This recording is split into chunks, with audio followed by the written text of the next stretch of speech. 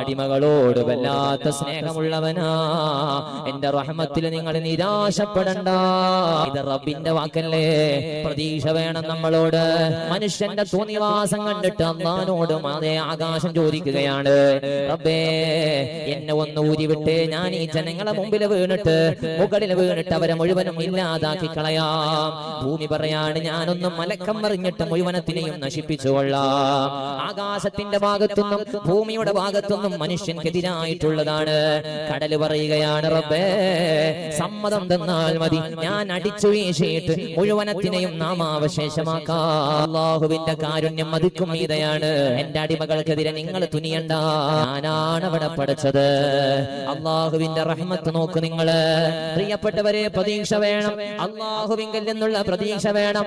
എന്റെ അമൽ അള്ളാഹു തട്ടൂല എന്ന ചിന്ത വേണം. എന്റെ കൽബിൽ അങ്ങനെ ഒരു മനസ്സിൽ അങ്ങനെ ഒരു ചിന്തയാണ് വേണ്ടത്. എന്നാൽ പൂർണ്ണമായും വലിയ പ്രതീക്ഷയിൽ നടന്ന് എന്നെ റബ്ബൊന്നും കൈവിടൂല, ഞാൻ എന്തായാലും എന്ന ചിന്തയോടെ ഏത് തോന്നിവാസവും ചെയ്യാൻ ഒരു പ്രതീക്ഷ അതാണല്ലേ വരുന്നത്. 27-ാം രാവിലൊന്നിരുന്ന് കരഞ്ഞാ മതിയല്ലോ, തെറ്റ് ചെയ്തതൊക്കെ പുറത്തു തരൂലേ. ഒരു ലാഘവത്തോടുകൂടെ കാണല്ലേ മുഅ്മിനേ.